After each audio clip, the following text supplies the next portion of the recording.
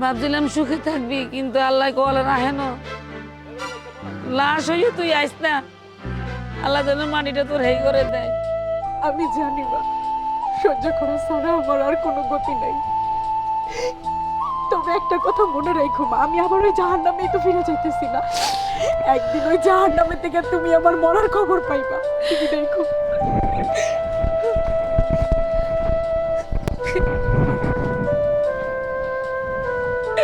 আল্লাহ তুমি আমার আর কত দেখাইবা, আমি তো বাঁচাইতে পারতাম না।